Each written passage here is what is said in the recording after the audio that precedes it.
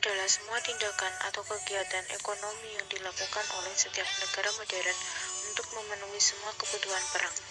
Definisi menurut Philip Lebelon, ekonomi perang adalah sistem produksi, mobilisasi, dan alokasi sumber daya untuk bertahan dari segala serangan.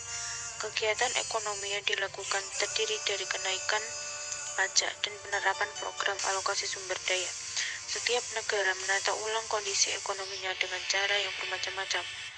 Ekonomi perang bertujuan untuk melemahkan bahkan menghancurkan perekonomian negara yang menjadi musuh dalam perang. Cara-cara yang dilakukan seperti peningkatan bersenjata, blokade, dan lain-lain. Assalamualaikum warahmatullahi wabarakatuh. Perkenalkan, nama saya Triarsana Petrisya, absen 29 dari kelas IPA 5. Di sini saya akan menjelaskan tentang pengendalian di bidang pendidikan dan kebudayaan. Seperti pada masa Belanda yang memiliki model pengajaran mempengaruhi atau doktrinasi Barat, pendidikan Jepang juga memiliki model pengajaran dengan doktrinasi Asia Raya di bawah pimpinan Jepang. Model pengajaran dengan bahasa pengantar yaitu bahasa Jepang yang diterapkan pada pendidikan di Indonesia pada masa pendudukan Jepang. Mata pelajaran yang diberikan juga mengacu pada kebudayaan Jepang.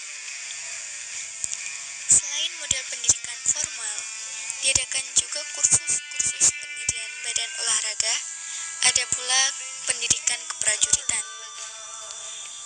Contoh-contoh kebudayaan yang diberikan yaitu adat istiadat Jepang, semangat Jepang, lagu-lagu Jepang, dan olahraga. Dengan pemberian kebudayaan Jepang, diharapkan dapat menghilangkan pengaruh pendidikan gaya barat yang sebelumnya ada. Satu hal yang melemahkan dari aspek pendidikan adalah penerapan sistem pendidikan militer.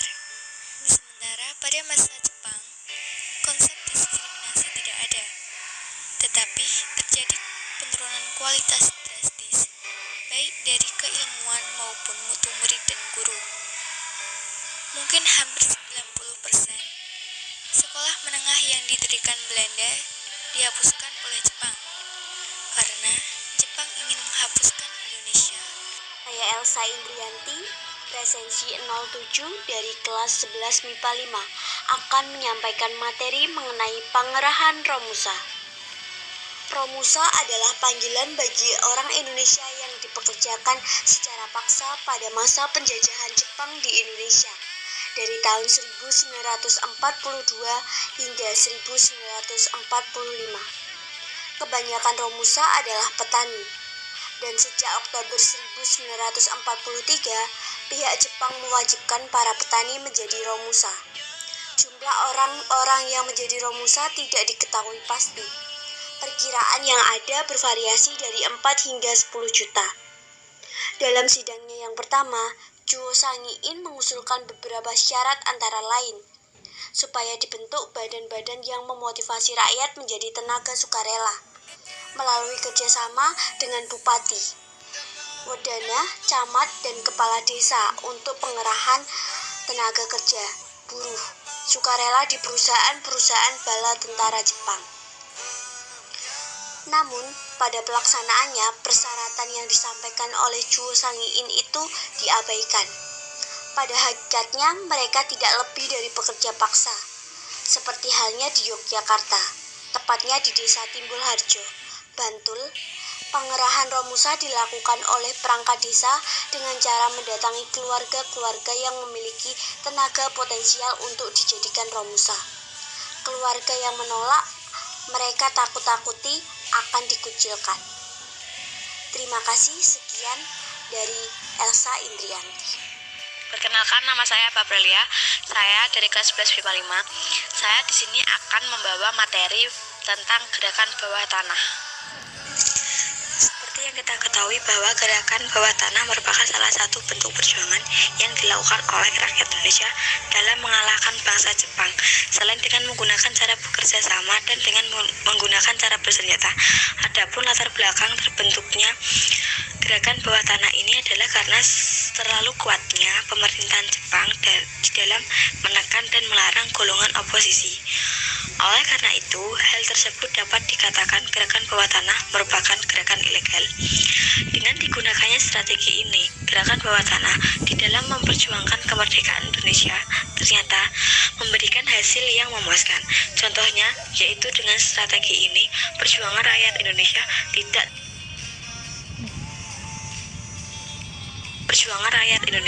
tidak terlihat di mata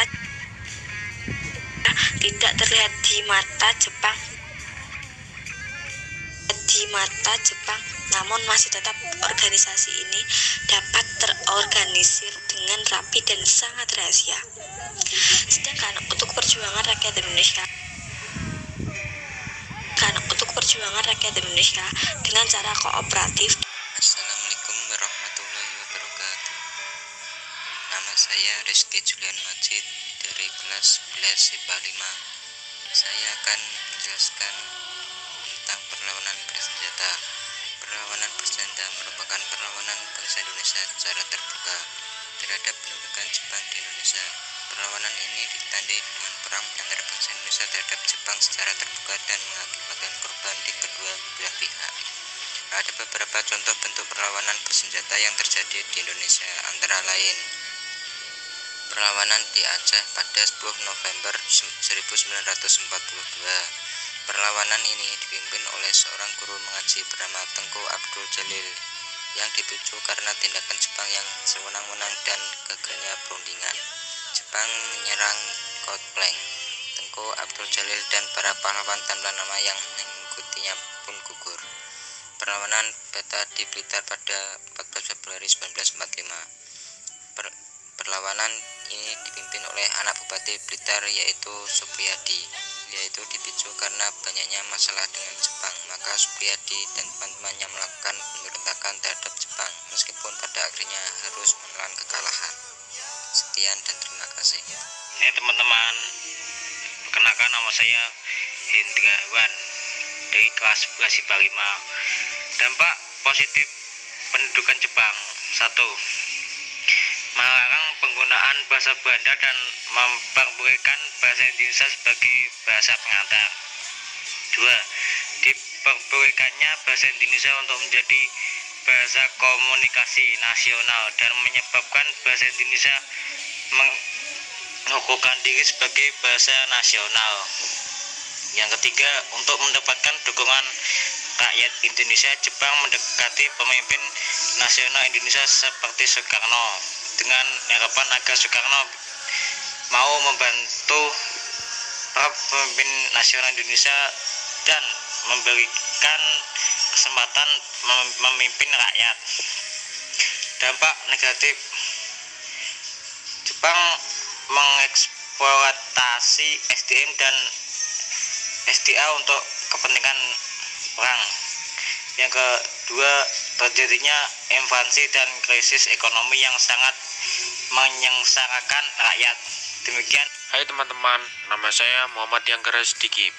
Di sini saya akan menjelaskan materi pembentukan BPUPKI. BPUPKI merupakan singkatan dari Badan Penyelidik Usaha-usaha Persiapan Kemerdekaan Indonesia. Adapun dalam bahasa Jepang, BPUPKI dikenal sebagai Dokuritsu Junbi Kosakai. BPUPKI dibentuk pertama kali pada tanggal 1 Maret tahun 1945. Kala itu, lembaga BPUPKI dibentuk oleh pemerintah Jepang. Ketuanya adalah Rajiman Weddiodikningrat dari Indonesia dan wakilnya Hibangse Yoshio dari Jepang dan Suroso dari Indonesia. BPUPKI beranggotakan 67 orang yang terdiri dari 60 orang dari Indonesia dan 7 orang Jepang yang bertugas mengawasi. Kurang lebih 4 bulan berdiri, BPUPKI kemudian dibubarkan pada 7 Agustus 1945. Hal itu dikarenakan tugas-tugasnya sudah selesai dilaksanakan. Selama BPUPKI berdiri secara resmi melakukan sidang sebanyak 2 kali. Sidang pertama dilaksanakan pada 29 Mei sampai 1 Juni 1945.